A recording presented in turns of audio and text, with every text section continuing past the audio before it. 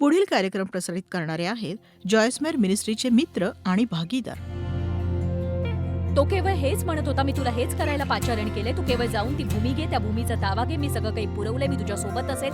तू तुझ्यासारखाच असू शकशील. मोबदल्यावर आपली दृष्टी लाव, मोबदल्यावर आपली दृष्टी केंद्रित कर. घाबरू नकोस, घाबरू नकोस, घाबरू नकोस, घाबरू नकोस. तो असं म्हणत नव्हता की भीती अनुभवू नको. तो त्याला सांगत होता,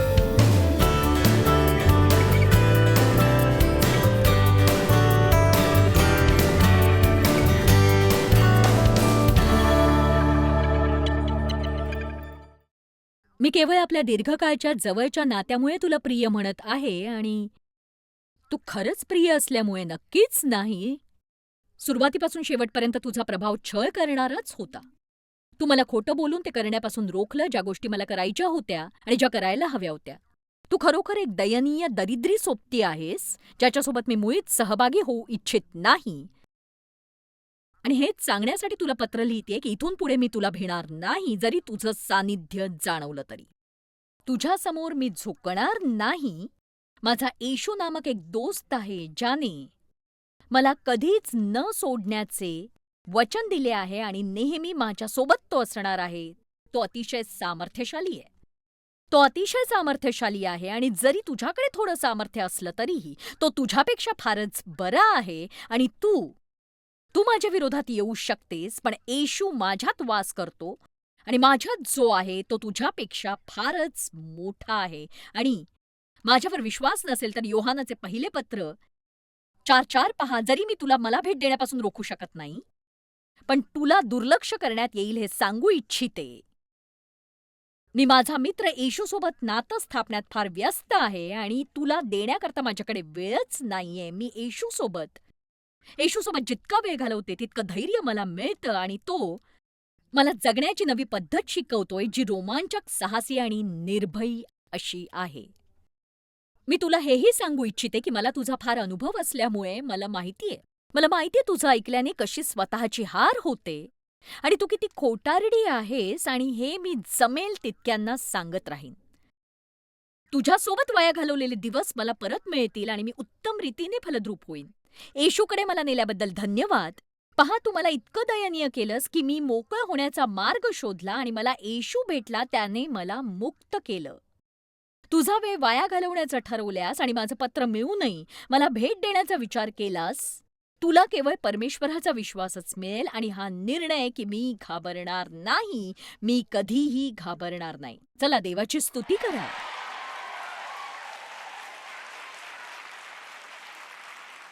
आणि हो, मी पत्र लिहिलं. मी तुम्हाला सुरुवातीपासून सांगते की भीती तुमच्या जीवनातून कधीच नाहीशी होणार नाही आणि भीतीची भावना तुमच्या आयुष्यातून कधीच नाहीशी होणार नाही. तुम्हाला फक्त भीती वाटतीये म्हणजे तुम्ही त्या भीतीत जगण्याची गरज नाही. तुमचं माहित नाही, पण याचं प्रकटीकरण मला अनेक वर्षांपूर्वी झालं, कारण मला सतत भीती वाटू नये असं मला वाटतं. पण पण देवाची इच्छा होती की मी भीती अनुभवू नये, आपलं धैर्य बाळगावं. धैर्य म्हणजे भीती वाटत असतानाही तुम्हाला वाटणारी किंवा देवाच्या इच्छेनुसारची कृती करावी आणि आपण आपल्या भावनांना आपल्यावर फारच हुकूमत गाजवू देतो. आणि म्हणूनच स्वीकारण्याजोगी ख्रिस्ती प्रवृत्ती अशीच हवी की मी घाबरणार नाही, नक्कीच नाही. मनातल्या मनात म्हणा की मी कधीही घाबरणार नाही. पुन्हा सांगते, याचा अर्थ असा नाही की तुम्हाला भीती जाणवणार नाही. खरं तर मी खात्रीने सांगते तसं होईलच, पण याचा अर्थ असा की तुम्हाला भीती जाणवेल आणि भीत असतानाही तुम्ही ते कराल जे तुम्ही करायला हवं. तसं करण्याचा तोच एक मार्ग असेल तर ते भीत असताना तुम्ही करायला शिका. भीतीला तुम्हाला अडकून ठेवायला देऊ नका. बायबलमध्ये 365 वेळा म्हटलंय की 365 वेळा घाबरू नको. हे इतकं का आहे? कारण देवाला साहजिकच माहितीये की जसा तो तुम्हाला विश्वास देतो तसाच आपल्याला सैतान भय देतो. सैतान जे काही आपल्याला देतो ते परमेश्वर देऊ इच्छित असल्याच्या उलटच असतं. आपण देवाकडून विश्वासाद्वारे स्वीकारतो, सैतानाकडून भयाद्वारे स्वीकारतो. आपण आपल्या आयुष्यात देवाला विश्वासाद्वारे स्वीकारतो आणि आपण भयाला शरण जाऊन शत्रूला आत येऊ देतो. म्हणून विश्वासापासून विश्वासापर्यंत जगा, विश्वासापासून भयापर्यंत आणि पुन्हा भयापासून विश्वासापर्यंत नाही. तर जेव्हा आपण देवाच्या इच्छेनुसार काही गोष्ट करू इच्छितो किंवा त्याचा फायदा कुणाला होणार असेल, तेव्हा तुम्ही खात्री बाळगू शकता की सैतान आपला विरोध करत आपल्याला घाबरवेल. तो आपल्या मनात विचार पेरू शकतो, पण ते विचार परमेश्वराशी सहमत आहेत की नाही हे समजायला शिकायला हवं आणि धुडकावून लावायला हवं आपण आणि म्हणायला हवं की सैतान खोटारडा आहे. चला सराव करूया. म्हणा, सैतान खोटारडा आहे. आता यहोशवा 1 अध्याय 1 वचनापासून सुरुवात करू. परमेश्वराचा सेवक मोशे याच्या मृत्यूनंतर परमेश्वराने मोशेचा मदतनीस नूनाचा पुत्र यहोशवा यास सांगितले की माझा सेवक मोशे मृत्यू पावलाय, तर उठ आणि त्याची जागा घे. वाह, काय काम आहे! काय काम आहे! जाऊन मोशेची जागा घे. मोशे काय करत होता हे तो पाहत होता. लोक त्याच्या इच्छेप्रमाणे न झाल्यास कसे वागत हे देखील तो पाहत होता. इतकी वर्ष ते मोशेसोबत रानात होते आणि हे सगळे इस्रायली लोक केवळ कुरकूर बडबड तक्रार करत होते आणि प्रत्येक चुकीसाठी मोशेला दोष देत असत. तर आता मोशे मरण पावला आणि देव यहोशवाला म्हणतोय की आता तू उठ, आणखी काही करण्याआधी तू उठ. म्हणजे हा आणखी एक स्वतःचाच संदेश आहे. याचा अर्थ शारीरिकरित्या उठणं असा नव्हे, तर सर्वप्रथम आतून जागृत व्हा. आणि हेही मी या दिवसात करू इच्छिते की लोकांना आतून जागृत करणं. तुम्हाला हा निर्णय घ्यायला लावणं की तुम्ही परमेश्वराच्या इच्छेनुसार वागाल, ज्याचा सामना करायला हवा त्याचा कराल, ईश्वराच्या इच्छेनुसारची व्यक्ती बनाल आणि येशू ज्या गोष्टींसाठी मरण पावला त्या सगळ्या तुम्हाला लाभो. पण त्यासाठी निश्चय हवा, आपल्या आतून असलेला पवित्र निश्चय, आणि मी त्याला आतून जागृत होणं असं म्हणते. बाहेरून जागृत होण्याआधी तुम्ही आतून जागृत व्हायला हवं. आमेन. शत्रू आपल्याला नेहमीच हार मानण्यास आणि आपण ते करू शकत नाही असं सांगतो. पण जसं आपण आत जाऊ लागतो आणि सगळं मार्गी लागून जे आपण करायला हवं ते करणं थांबवतो, तर मग गोंधळ होतो. तो म्हणाला, तर उठ इस्रायल लोकांस, जो देश मी देत आहे त्यात या सर्व लोकांसह यार्देन उतरून जा. यार्देन उतरून जा. पुढचं वचन अद्भुत आहे आणि आपण हे वचन जर चुकवलं तर आपण देवाचा अद्भुत संदेश गमावू. मी मोशेला सांगितले होते त्याप्रमाणे ज्या ज्या ठिकाणी तुमचे पाऊल पडेल ते ते ठिकाण मी तुम्हास दिले आहे. ठीक आहे, तो असं नाही म्हणाला की अमुक केल्यास मी तुम्हाला ही भूमी देईन. तो म्हणाला, मी तुला भूमी दिली आहे, जा व ती ग्रहण कर. नाही, तुम्ही ऐकलं नाहीत. अद्भुत जीवन जगण्यासाठी लागणारं सगळं सगळं काही मी तुला दिलं आहे. उठ आणि तू ते ग्रहण कर. उठ आणि ग्रहण कर. आमेन. म्हणजेच तुम्ही एक पवित्र निश्चय करायलाच हवा की माझ्या मुक्तीसाठी येशू मरण पावला, मी मुक्त होणारच आहे. मी धीट, साहसी, सुरक्षित, आत्मविश्वासू होण्यासाठी येशूने मरण पत्करलं. मी त्याच पद्धतीने जगणार आहे. येशू मरण पावला ते मी चिंता करत त्रस्त होऊन जगत राहावं म्हणून नाही, त्यामुळे मी चिंता करत जगणार नाही. आमेन. मी बोलताना माझ्याकडे पहा. तुम्ही जर ठरवलं नाही तर परमेश्वराच्या इच्छेनुसार तुम्हाला काहीच मिळणार नाही आणि तुमच्यासाठी इतर कुणी निश्चय करू शकत नाही. मी म्हटलं, तुमच्यासाठी इतर कुणीही निश्चय करू शकत नाही, पण जर तुम्ही निश्चय केला तर तुम्हाला कोणीही थांबवू शकत नाही. आमेन. तुम्हाला देवाच्या इच्छेनुसार काही मिळायचं असेल, नरकातला कोणताच सैतान, पृथ्वीवरची कोणतीच व्यक्ती ते मिळण्यापासून रोखू शकत नाही, केवळ तुम्ही तग धरून ठेवला तर. म्हणजे आपलं भाग्य हे इतरांच्या हातात नव्हे तर आपल्यात आणि परमेश्वरामध्ये आहे, हे लक्षात घ्या. आमेन. तुमचे पाऊल पडेल ते ते ठिकाण मी तुम्हास दिले आहे. रान व हा लबानोन पर्वत, महानद फरात येथपर्यंत, हित्ती यांचा सर्व देश व मावळतीकडे, महासमुद्रापर्यंत. मुलूक तुमचा होईल मावळतीकडे, महासमुद्रापर्यंत. मला 5वं वचन फार आवडतं. तुमच्या हयातीत तुमच्यापुढे कुणाचाही टिकाव लागणार नाही. जसा मोशेसोबत मी राहिलो तसा तुझ्याबरोबर मी राहीन. मी तुला अंतर देणार नाही, तुला टाकणार नाही. आता इथे आणखी एक मोठा संदेश आहे. जरी तो म्हणाला जाऊन मोशेची जागा घे, तो इथे म्हणतोय पण तू मोशेसारखंच असायला पाहिजेस असं नाही. मोशेने जे केलं तेच तू करावंस असं नाही, किंवा तो ज्या प्रकारे बोलायचा किंवा ज्या प्रकारे प्रार्थना करायचा किंवा त्याच्यासारख्या गोष्टी कराव्यात, कारण केवळ मी त्याच्यासोबत असल्याने तो यशस्वी झाला. आणि जसा मी मोशेसोबत होतो तसाच मी तुझ्यासोबत राहीन. जसा मी मोशेसोबत होतो तसाच मी तुझ्यासोबत राहीन. चला, मी काहीतरी चांगलं सांगू इच्छिते. याचा अर्थ तुम्हाला कळतो का, की देव तुम्हाला जे काही करायला सांगतो, मग ते तुम्हाला कितीही अशक्य वाटो, जर परमेश्वर म्हणाला, तर तुम्ही ते करूच शकता. पण तुम्ही ते करणार नाही जोवर तुमचा विश्वास नसेल, की परमेश्वर ते तुमच्याद्वारे करू शकेल. जर परमेश्वर इतरांच्या यशात त्यांच्यासोबत असतो, तसाच तो तुमच्यासोबतही असणारच आहे. खरं तर जर यहोशवाने मोशेप्रमाणे होण्याचा प्रयत्न केला असता, तर तो अपयशी ठरला असता. अनेक लोक अपयशी होतात कारण त्यांच्यात ते कोण आहेत तसे राहण्याची हिंमतच नसते. ते सतत ते सतत इतर कोणीतरी होण्याच्या प्रयत्नात असतात. परमेश्वराने तयार केलेल्याप्रमाणे नव्हे, तर इतर कुणासारखे तरी. खंबीर हो, हिम्मत धर, कारण जो देश देण्याविषयी या लोकांच्या वाडवडिलांस मी आणभाग केली आहे, तो तू यांस वतन करून देशील. मात्र तू खंबीर हो व हिम्मत धर, आणि माझा सेवक मोशे याने तुला दिलेले नियमशास्त्र सगळे मान्य करून पाळ. ते सोडून उजवी डावीकडे जाऊ नको, म्हणजे तू जाशील तिकडे तुला यशप्राप्ती होईल. म्हणजे तो हेच सांगत आहे, की परमेश्वर जे करायला सांगतो तेच तुम्ही करायला हवं. देवाने जे करायला सांगितलं त्यापासून नजर फेरू नका, डावी उजवीकडे पाहू नका, तर आपली दृष्टी सरळ ठेवून ते करा. आज मी हे म्हणू शकते का, की देवाने तुमच्या मनात जे काही घातलंय तसंच करा. आपल्या शेजारच्यालाही सांगा, की जा आणि ते करा. आता आणखी 2 वचनं. नियमशास्त्राचा हा ग्रंथ तुझ्या मुखातून कदापि ढळू नये. त्यात जे काही लिहिले आहे ते तू मान्य करून पाळावे, म्हणून रात्रंदिवस तू त्याचे मनन करावे, म्हणजे तुझा मार्ग सुखाचा होऊन तुला यशःप्राप्ती घडेल. मी तुला आज्ञा केली आहे ना, खंबीर हो, हिम्मत धर, भिवू नको, घाबरू नको. तू जाशील तिकडे तुझा देव परमेश्वर तुझ्यासोबत असणार. तर 4थ्या वचनात तो 3 वचनांचा वापर हे सांगण्यास करतो, भीतीने थांबू नका.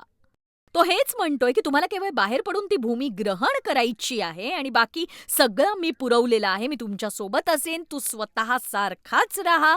मोबदल्यावर आपली दृष्टी ठेव. घाबरू नको, भिवू नको, घाबरू नको, भिवू नको. बघा, तो असं म्हणत नव्हता, की तुला भीती जाणवणार नाही. तो त्याला सांगत होता, भिवू नको, कारण त्याला माहीत होतं, की त्याला भीती वाटेल.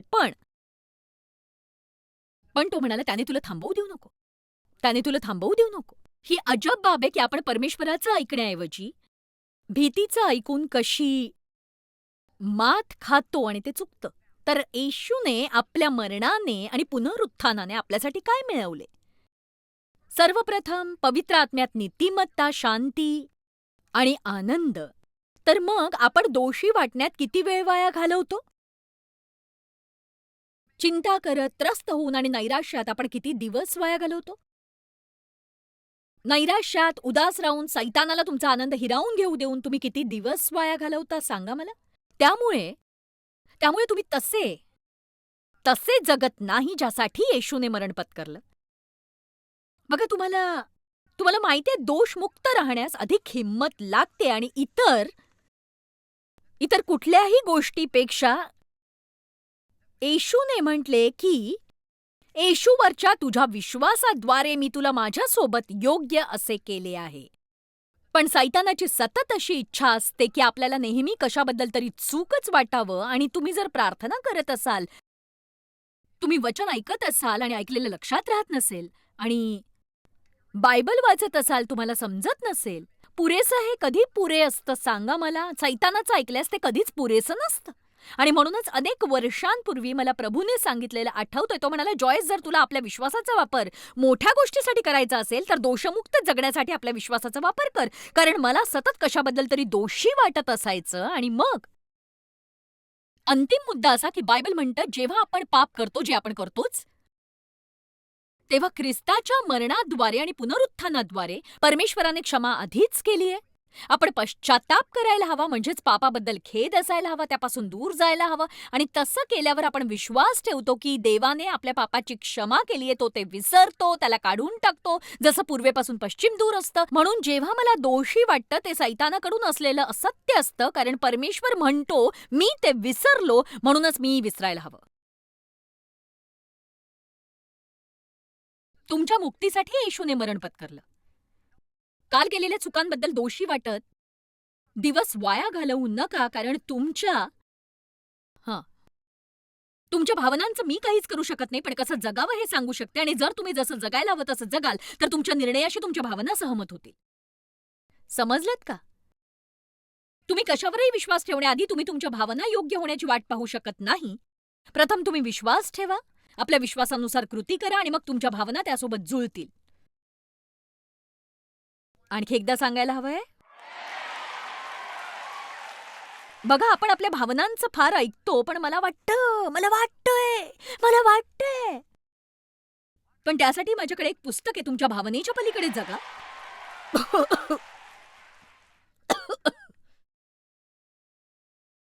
साधारण 3 आठवडे झाले मला खोकला आहे आणि माझा घसा खराब आहे. मी कोरेलंडो स्प्रिंगमध्ये होते. साधारण 3 आठवड्यापूर्वी मी कोरेलंडो स्प्रिंगमध्ये होते आणि शनिवारपर्यंत माझा आवाज असा झाला, मला बोलताच येईना. तुम्ही अशी मजा केली नसेल की तुम्ही काही हजार लोकांसमोर बोलायला उभे राहता, पण तुमचा आवाजच निघण्यास नकार देतो. पण असो, त्या दिवशी मी आपली शर्यत संपवण्याविषयी बोलत होते आणि म्हणून मी ते ठरवलं आणि मी कसंबसं बोलले आणि ते संपवलं आणि मी म्हटलं, तुम्ही ऐकायला तयार असाल तर मी बोलायला तयार आहे, पण असो मला बराच खोकला होता आणि मी मध्येच खोकले तर तुम्हाला माहीत असावं म्हणून सांगितलं. तर काही झालं नाही, फक्त इतकंच की सैतान माझं तोंड बंद करू पाहतो, पण त्याचा उपयोग नाही. आपण आपलं पुढे सरकूया आणि माझे पती सांगतात, "पाणी पी, पाणी पी, पाणी पी." पण पाणी प्यायला मी बोलणं इतक्या वेळ थांबवू शकत नाही. असो, मी कुठे होते मला आठवलं, भावनांना तुमच्या जीवनावर राज्य करू देऊ नका. केवळ तुम्हाला दोषी वाटतं म्हणजे तुम्ही दोषी आहात असं नाही. तुम्ही परमेश्वराकडे क्षमा मागितली प्रामाणिकपणे मनापासून त्या गोष्टी तुम्ही ठेवू इच्छित नसाल, तर वचनावर विश्वास ठेवा. तुमच्या भावनेपेक्षाही विश्वास महत्वाचा आहे. तुम्ही जेव्हा भावनेपेक्षा देववचनावर अधिक विश्वास ठेवता, तेव्हा तुमच्या भावना सहमत होतीलच. हे हे लक्षात ठेवा, कारण तुम्ही देववचनावर विश्वास ठेवता, तेव्हा भावना सहमत होतातच. आमेन? ठीक आहे. आपण सर्वप्रथम विश्वास ठेवतो, नंतर सगळं येतं. आता परमेश्वरासोबत जवळचं नातं असण्यासाठी तो मरण पावला. तुमचं देवासोबत जवळचं आणि दृढ नातं आहे का? म्हणजे आपल्याकडे सामर्थ्य असावं. आपल्याकडे सामर्थ्य आहे. आपण कुरकुर करत वायफाय बरळत बसायची गरज नाही. मला जमत नाहीये, हे खूपच आहे, हे फार कठीण आहे. नाही, आपल्यात सामर्थ्य आहे. ख्रिस्ताला मरणातून उठवलेलं सामर्थ्य आपल्यात वास करतं. आपल्याला जे करायला हवं ते आपण ख्रिस्ताद्वारे निश्चितच करू शकतो. जो आपलं सामर्थ्य आहे हे लक्षात घ्या. तुम्हाला एक सांगू का? तू एकटी माता खूप सुंदर आहेस. तुझा नवरा जर तुला सोडून दुसऱ्या स्त्रीसोबत निघून गेला असेल, तो तुमच्या मुलांच्या संगोपनात हातभार लावत नसेल, तुम्ही एकटेच सगळं करत असाल, तर कधीच म्हणू नका हे माझ्यासाठी कठीण आहे, मी हे करू शकत नाही. तुम्ही म्हणा, माझं सामर्थ्य असलेल्या ख्रिस्ताद्वारे मी हे निश्चितच करू शकते, नक्कीच करू शकते मी. परमेश्वर मला पुरवेल, तो माझा मार्ग तयार करेल. मला आई वडील आजी आजोबा सगळ्या भूमिका पार पाडायच्या असतील, तर जर परमेश्वर माझ्या बाजूने आहे तर मी सगळं काही करू शकते. तुम्ही विश्वास ठेवला नाही तर ते कधीही घडणार नाही. आपण स्वतःपासून मुक्त होऊ शकतो. देवाच्या इच्छेनुसारची व्यक्ती बनू शकतो. बंधनातून मुक्त, भय आणि व्यसनातून मुक्त आणि सर्व पापांची क्षमा मिळवू शकतो आता आणि सदा सर्व काळ. आत्मविश्वास आणि जीवन. इफिस्करास अध्याय 3:20 मधून एक गोष्ट सांगणार आहे. चला आपण हा शास्त्रपाठ पाहू. फारच लोकप्रिय असा शास्त्रपाठ. असो, या इकडच्या अर्ध्या भागाला इफिस्करास अध्याय 3:20 आवडतंय का? ठीक आहे. वाव, आपल्याकडे इफिस्करास अध्याय 3:20 चे लोक आहेत. वा वा, हे चांगलंच आहे. परमेश्वराची स्तुती असो. बहुधा इथून निघायच्या आधी ते कोण आहेत ते कळेल, माहित नाही.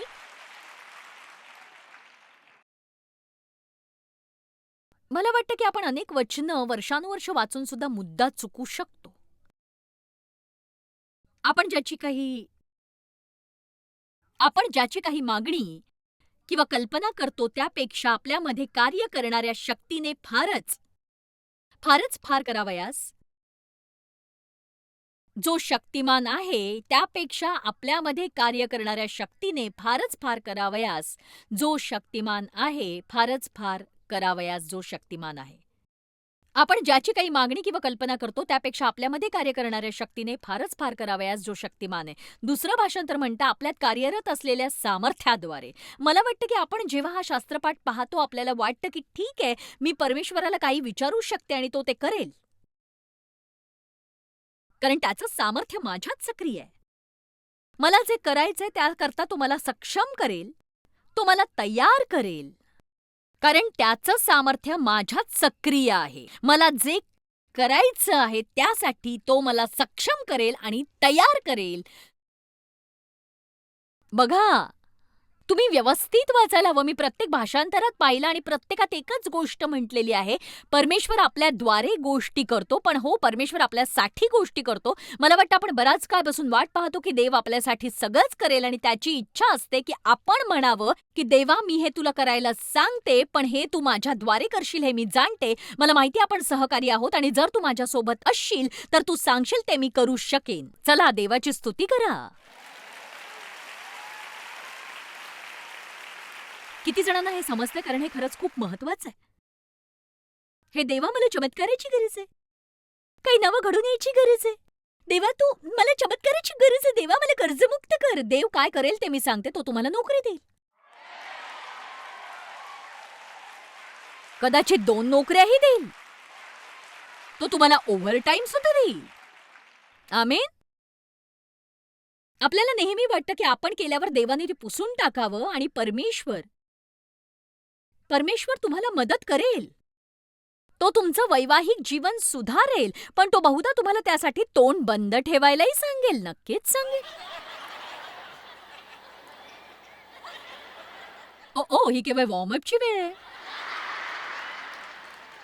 तुमच्यापैकी किती जणांना माहिती आहे त्याला देवाने बदलावं अशी आपली इच्छा असते? आपल्याला त्याने उत्तम वागवावं म्हणजे आपलं जीवन छान असेल आणि परमेश्वर म्हणतो, "तू त्याची काळजी करू नकोस. मला तुला बदलू दे. मला तुझ्यात कार्य करायचंय. मला तुझ्याद्वारे काहीतरी करायचंय." आपल्यात कार्यरत असलेल्या सामर्थ्याद्वारे परमेश्वर आपल्या आशेपेक्षा, विनंतीपेक्षा, विचारापेक्षा कित्येक पटीने अधिक करण्यास समर्थ आहे आणि त्याचं सामर्थ्य असंच कुठेतरी काहीतरी घडवत कार्यरत नाही, तर ते आपल्यात कार्यरत आहे, आपल्या आत कार्यरत आहे, हे लक्षात घ्या. आमेन. आणि परमेश्वराचे सामर्थ्य तुमच्यात कार्यरत आहे. मुक्त होण्याची वेळ आहे असा मला विश्वास आहे. हिम्मत म्हणजे भय ज्याने आपली प्रार्थना हिरावून घ्यायचं ठरवलंय. हिम्मत असलेल्या व्यक्तीला हे माहीत नसतं की ते सोपं नसणार आहे, पण तरी ते हिमतीने करतात. हिम्मत भयाला सामोरी जाते आणि म्हणते, मला भीती वाटते, पण माझ्या वाटण्याने मी स्वतःला थांबवणार नाही. आपल्याला भीती वाटली नाही तर आपल्याला हिमतीची गरजही लागणार नाही. धैर्याने जगण्याचा निश्चय करूया आपण. आता मी तुमच्याशी तुमच्या जीवनात परमेश्वराची इच्छा जाणून घेण्याच्या हिमतीविषयी बोलू इच्छिते. कित्येक लोक असं म्हणतात की माझ्या जीवनात परमेश्वराची इच्छा काय आहे? जॉयस, माझ्या जीवनात परमेश्वराची इच्छा काय असेल तुला वाटतं? मला नाही माहीत. मी काय करते हे मी स्वतःला समजवू पाहतेय. जॉयस, मी काय करावं असं तुला वाटतं? मला नाही माहीत. प्रार्थना करा आणि मी ज्या प्रकारे शिकले तसं देवाचं ऐकायला शिका. म्हणजे असं नाही की आपण कुणाला सल्ला देऊ इच्छित नाही, पण आपल्याला चूक होण्याची भीती वाटते आणि आपण चुका करून म्हणून आपण निर्णय घेऊ इच्छित नाही, आपण बाहेर पडू इच्छित नाही. कारण आपल्याकडून चुका होतात. पण एक सांगू का? बघा, कदाचित तुम्ही 1000 चुका केल्या म्हणजे तुम्ही चूक आहात असं नाही होत. याचा अर्थ इतकाच की तुम्ही चूक केली आणि त्यावर मात करण्याचा एकमेव मार्ग मी चूक केली हे स्वीकारणं. चूक जर झाली असेल तर त्यावर मात करायची. मी चूक केली हे स्वीकारायचं. उगाच ते लपवण्याचा प्रयत्न करून निमित्त शोधणं आणि म्हणणं की मी चुकलो देवा, हो मी चुकलो, मला वाटलं त्याची इच्छा होती की मी ते करावं. जोवर तुम्ही प्रयत्न करत राहता तोवर तुम्ही अपयशी ठरत नाही. अपयशी होण्याचा एकच मार्ग प्रयत्न थांबवणं. जॉयस मायर मिनिस्ट्रीज करता तुम्ही खूप मौल्यवान आहात. आम्हाला तुमचं कौतुक आहे आणि जगभरामध्ये हे सेवा कार्य शक्य करण्याकरता आम्ही आमच्या मित्रांचे आणि पार्टनर्सचे आभारी आहोत. आम्ही एकत्रितपणे भुकेल्यांना खाऊ घालतो, गरिबांना वस्त्र देतो आणि राष्ट्रांना सुवार्ता सांगतो. तुमच्या प्रार्थनेच्या विनंतीकरता आमच्याविषयी आणखी माहिती मिळवा. जॉयसच्या कॉन्फरन्सच्या तारखा पहा आणि ख्रिस्ताची प्रीती जगभरामध्ये पसरवण्याकरता आमचे सहभागी व्हा.